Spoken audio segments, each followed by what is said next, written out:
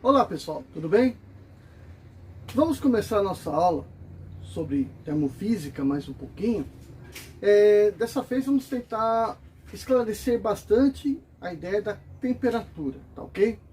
Então na última aula, dei uma passeada geral aí no conceito de calor e frisando para vocês que a temperatura não é calor, né? Temperatura é um estado que se encontra um corpo, né? E o calor é justamente aquele elemento que, né, aquele motor que vai fazer com que a temperatura dos corpos varie.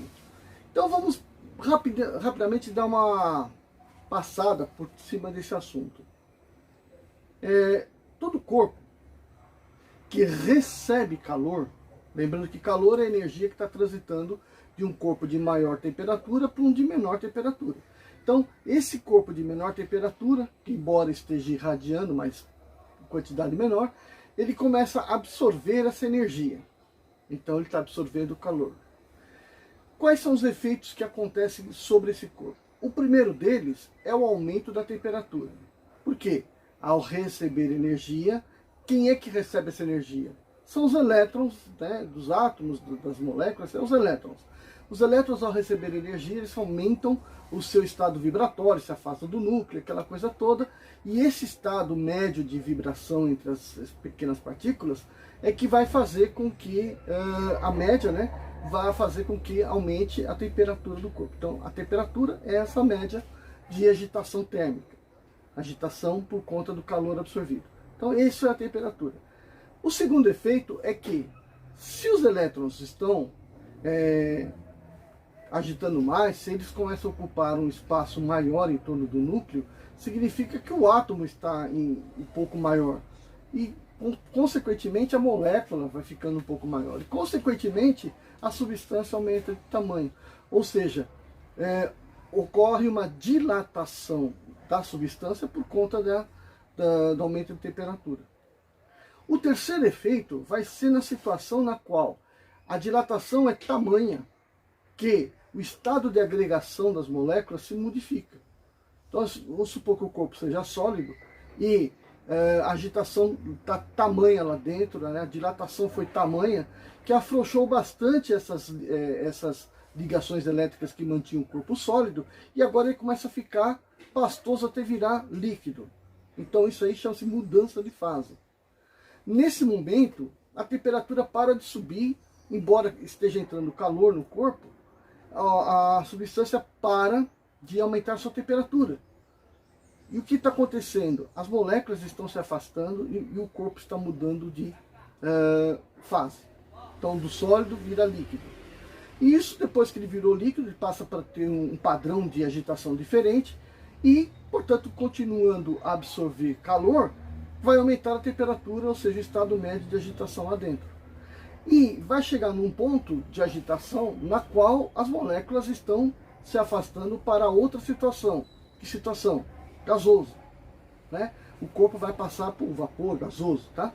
Então o líquido, neste momento, para de aumentar sua temperatura, porque todo o calor que está sendo absorvido vai sendo convertido na mudança de fase, ok? Então são esses os fenômenos decorrentes da absorção do calor sobre uma substância. Bom, aí a substância está no estado gasoso. Se ela começar a perder calor, o que vai acontecer?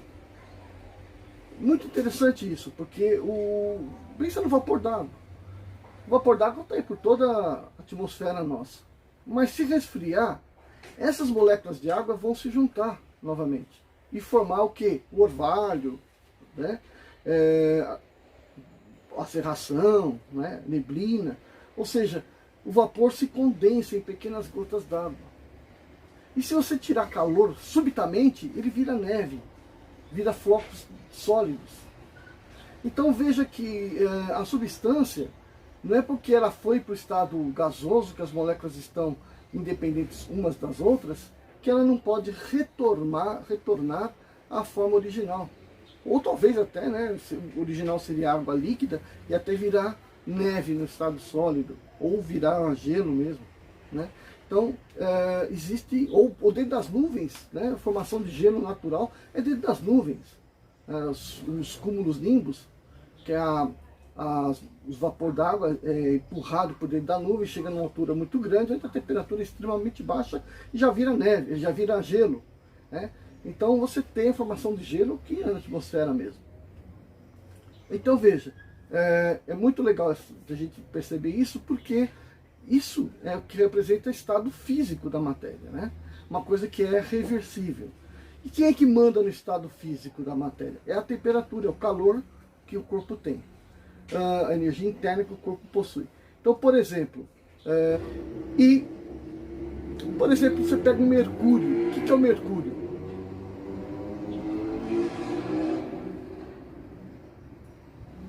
Bom, então nós temos que quem vai definir qual que é o estado da matéria é a sua temperatura, tá? A temperatura do corpo. Então, por exemplo, o mercúrio é um metal, como ferro, como cobre, é um metal.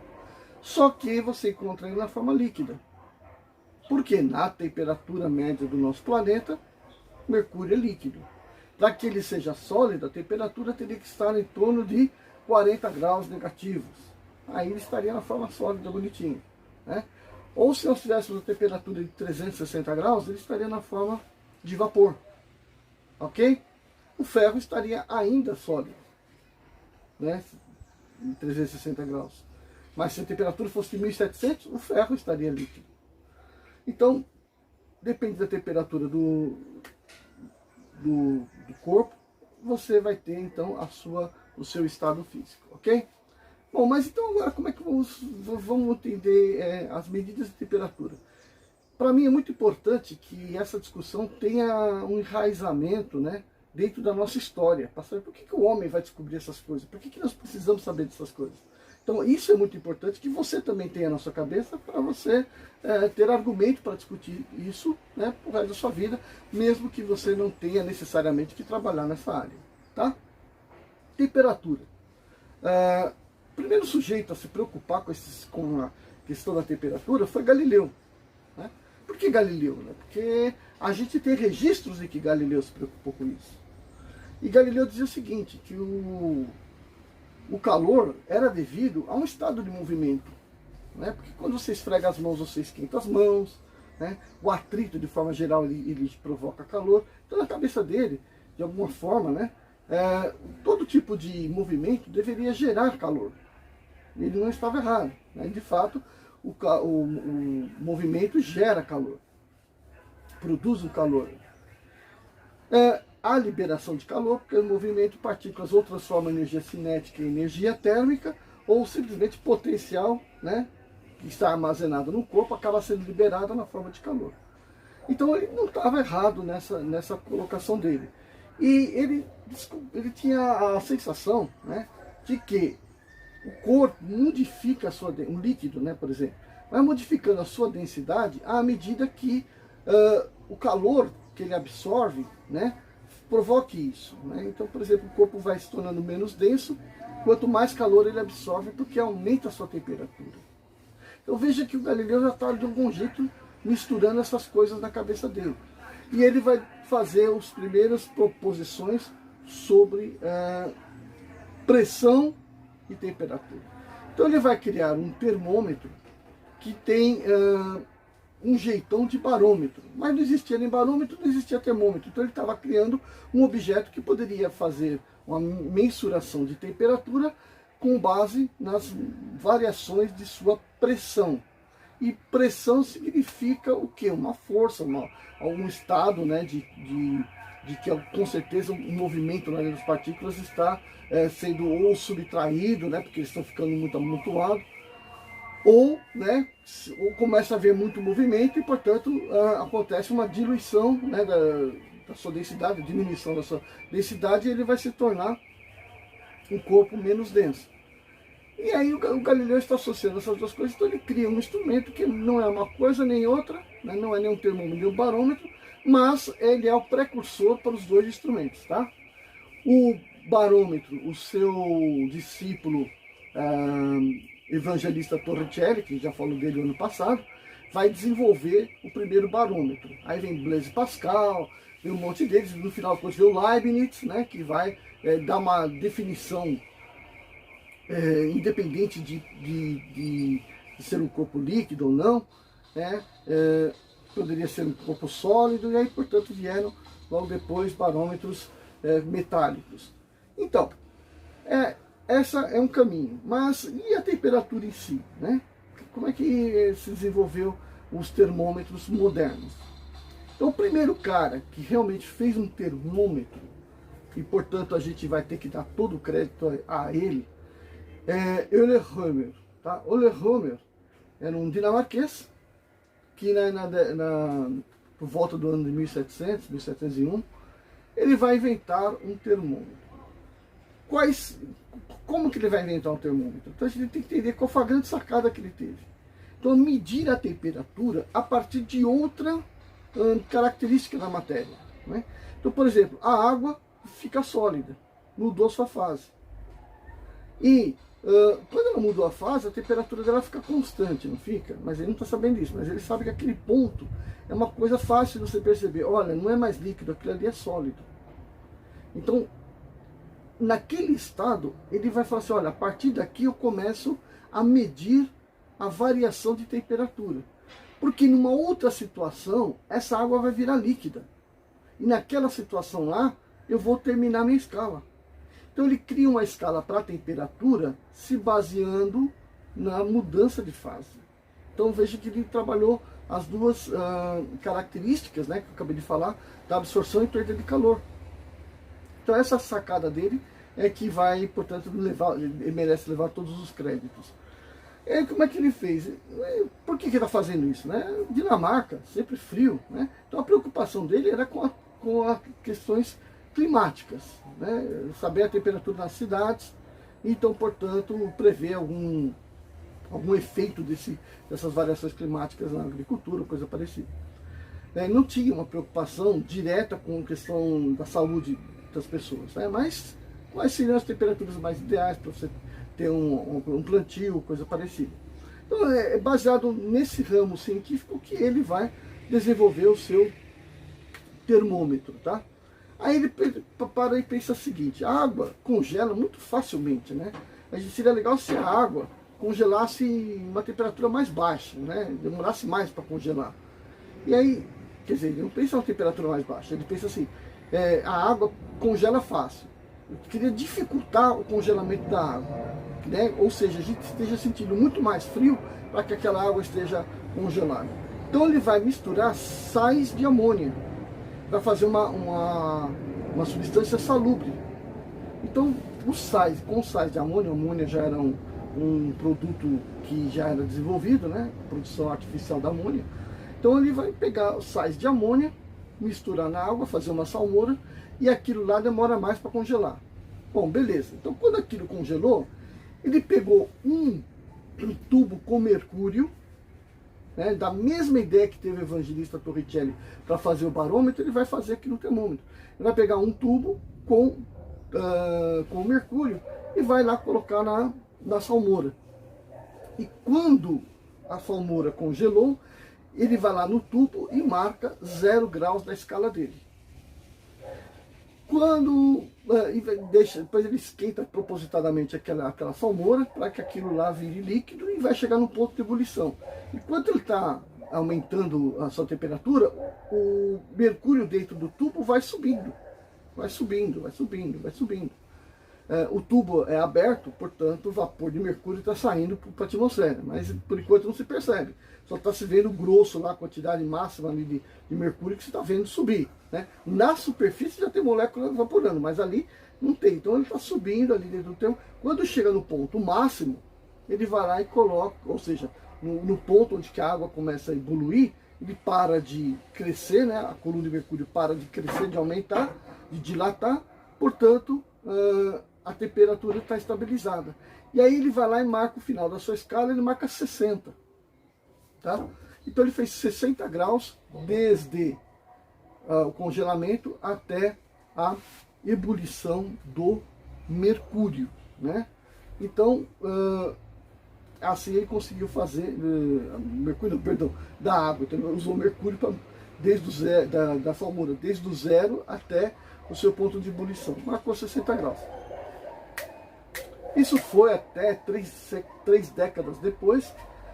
Aparece lá na Dinamarca um sujeito, um alemão, Gabriel Fahrenheit, e o interesse do Fahrenheit não era tanto saber nas questões climáticas, apenas, né, as questões climáticas, para você ter um termômetro aqui, um termômetro em outra cidade, coisa e tal. Já passaram-se 3 décadas, né, nós temos uma evolução já da ciência. A preocupação do Gabriel Fahrenheit e a profissão dele, né, o que ele tinha por exercício, era a produção de vidrarias. Né, então ele fazia tubos e tal. Então ele falou assim, eu vou começar a pegar essa vidraria e usar num outro aparelho tecnológico. Né? Ele vai criar um outro termômetro. Aí ele fala assim, vai lá aprender com o Hammer, como é que fazia o termômetro direitinho, tem que usar sais de amônia e tal. Só que ele pega de 0 até 60 e fala, essa escala é muito pequena, né? Vamos aumentar essa escala aí, pegar cada grau desse, vou dividir em 4, então vai de 0 a 240. E aí ele cria uma nova escala, tá? A escala Fahrenheit. E o objetivo do Gabriel é fazer o quê? Com esse termômetro, tornar ele mais popular, para que as pessoas usassem para medições das suas temperaturas corporais. Então, esse seria um aparelho que era muito mais vendável, que seria um negócio muito mais interessante. Então, a visão dele é bem comercial, né? Criar um termômetro, ser uma coisa mais prática, que seja, né, melhor divulgado e difundido pela Europa. Teve um grande sucesso, né? Principalmente na Inglaterra, né? Embora seja alemão, principalmente na Inglaterra, teve uma perpetuação do seu trabalho, né, maior. E ficou lá a escala de Kelvin, a escala de Fahrenheit.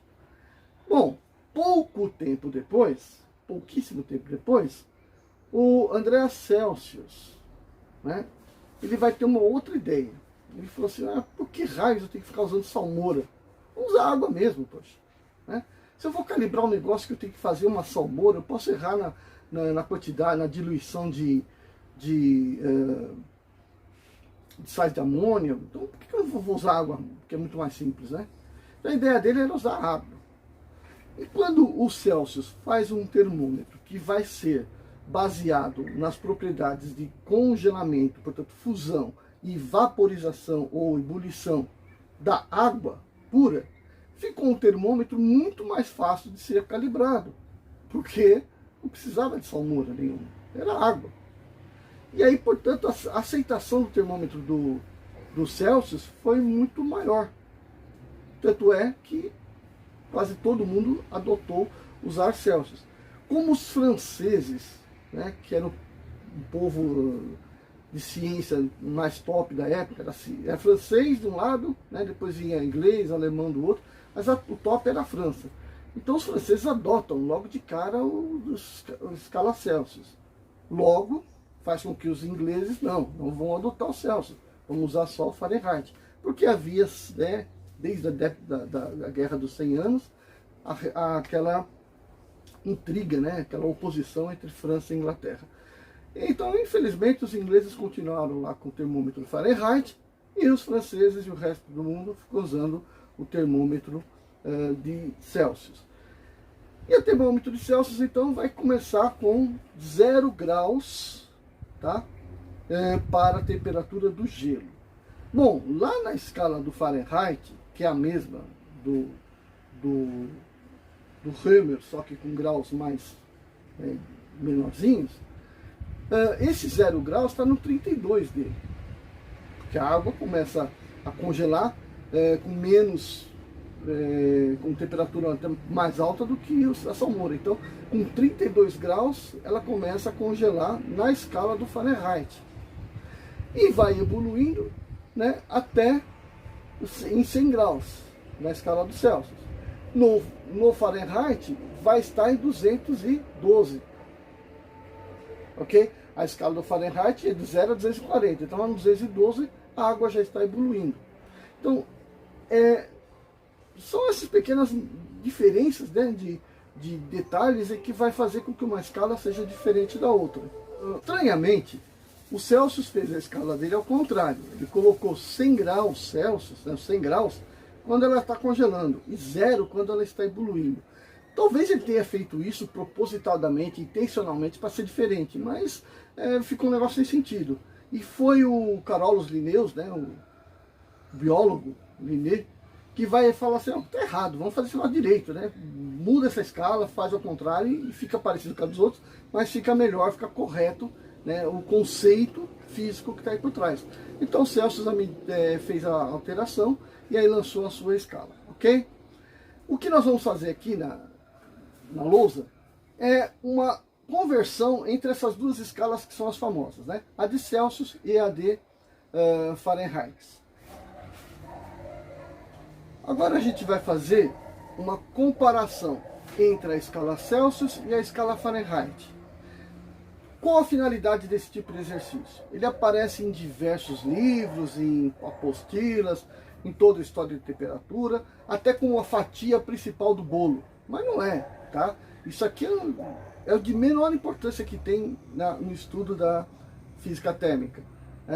Mas o que vale a pena é o método de você converter uma escala na outra, pode ser qualquer escala, tá? Existem várias escalas, inclusive vai ter exercício sobre mudança de escala para você fazer, tá? Então vamos lá. Supondo que isso aqui é a escala Celsius, tá aqui um termômetro, escala Celsius. Aqui é um termômetro na escala Fahrenheit. Aliás, é o mesmo termômetro, escala Fahrenheit de um lado, escala Celsius do outro. Aqui está um mercúrio, tá? Um tubo a vácuo. Por que é a vácuo? Hoje não dá para ser um tubo vazio, aberto. O líquido do mercúrio tem que estar confinado em um capilar, um tubo, que seja a vácuo. Porque à medida que ele vai se expandir, não pode ter um ar oferecendo resistência a essa expansão. Então tem que ser um vácuo. Então vamos supor que aqui é um capilar fechadinho, tá? Por onde o mercúrio pode subir e descer dentro do termômetro. Tá? Então num certo ponto, ele está medindo duas temperaturas. Num certo ponto existe uma leitura no termômetro na escala Celsius, uma leitura na escala Fahrenheit. Ok? Queremos converter uma leitura na outra. Esse é a conversão de escala. Então o que a gente tem que fazer? A gente faz isso usando Tales de Mileto, comparação de segmento de reta. Este segmento de reta, que vai de 0 até a temperatura θ, então θ, letra grega, que é usada para representar qualquer tipo de temperatura, tá? Menos a temperatura absoluta, que nós vamos falar daqui a pouco. Então, esse segmento de reta vai de 0 até θ. Quanto ele mede? Se eu estou contando de 0 até um valor θ, ele mede θ. Então, θ na escala Celsius. Esse segmento está para esse segmento maior aqui, ó, que vai de 0 até 100. Que vai de 0 até 100, portanto, vale 100. Na mesma proporção que olhar para a escala de K e falar, ó, que aqui vai de 32 até θ. Então, daqui até lá vai valer este menos este.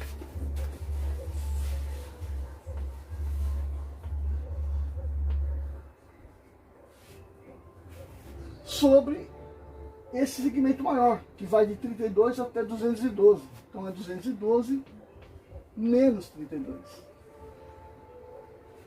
Essa parte aqui dessa compreensão, mesmo em sala de aula, muita gente não entende. Então presta bem atenção no que eu estou falando. Se eu estou indo de 0 até 100, eu andei 100. Se eu estou indo de 0 até θ, eu andei θ. Ok? Do lado de cá, se eu vou de 32 até 212, eu andei 180, porque 212 menos 32 dá 180.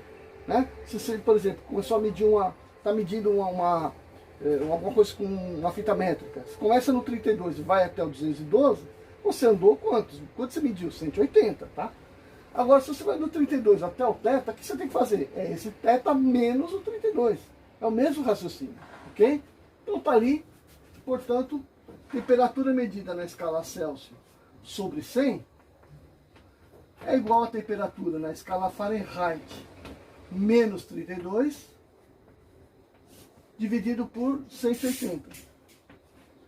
Aí eu estou dividindo por 100 de um lado, dividindo por 180 do outro. Então eu vou tirar esse zero aqui.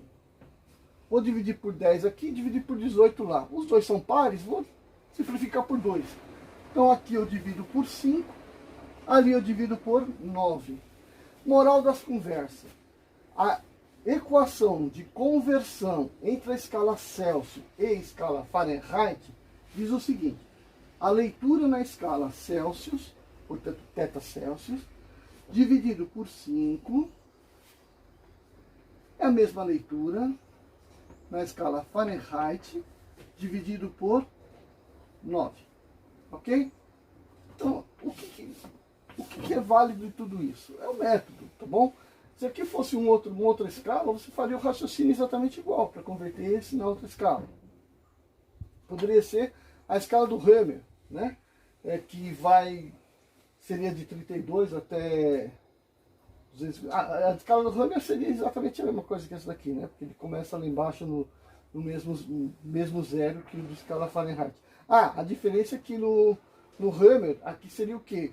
Como o grau Celsius, o grau Fahrenheit é 4 vezes menor do que o grau Hammer, aqui onde é 32 seria 8. Aqui onde é 212 seria, divide isso aí por 4, vai dar 53, tá? Então, mas ainda teve algumas variaçõezinhas, que quando o Fahrenheit estava calibrando o nosso termômetro, ele propositadamente fez com que os 100 graus estivesse bem próximo da temperatura do nosso corpo humano, né?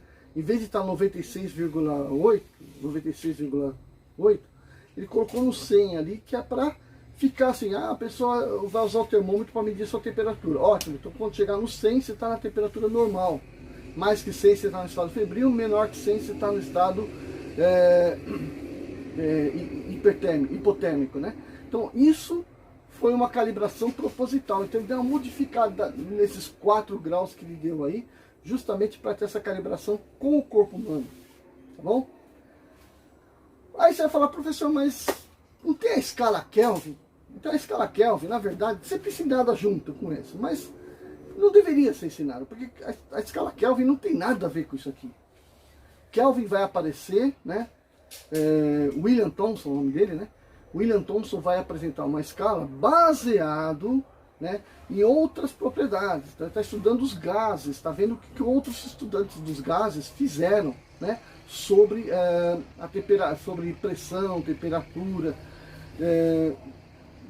e volume que os gases ocupam. Então o Thomson tem uma outra preocupação. E aí ele vai fazer uma temperatura que ele vai propor temperatura absoluta, quando, por acaso, as partículas não estão agitadas mais. Se elas não agitar mais, então não vai ter temperatura, vai ser um zero. A partir daí a gente começa a contar só valores positivos.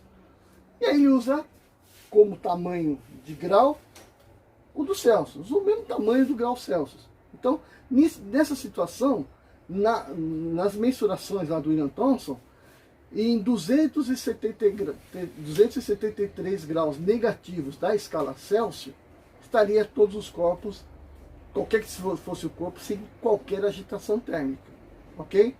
Então essa era foi a proposta dele, foi refinada ao longo do tempo, né? Vê a questão do ponto triplo da água, que é o estado no qual você encontra em equilíbrio uma quantidade de água líquida, sólida e gasosa, né? Você conseguir obter um estado de equilíbrio entre esses 3 estados da matéria, você está no ponto triplo né? Então esses refinamentos foram levando a temperatura mínima possível em 273,16 graus Celsius, negativo, né? E portanto, essa escala aí a gente vai falar mais para frente quando a gente vai falando de dos gases, tá bom? Então, William Thomson, né, um irlandês lá do Vale de Kelvin, ele se tornou um Sir, um Lord, e aí quando ele se torna um Lord, ele toma como pseudônimo o vale de onde nasceu, a região onde ele nasceu, que chamava Kelvin. Então ele passa a ser o Lord Kelvin, ok? A gente vai falar desse cara mais para frente. Tá dada aqui a ideia da regra de conversão e eu vou cobrar isso de você porque é importante que você saiba matematizar essa coisa aí, tá bom? Tchau, gente.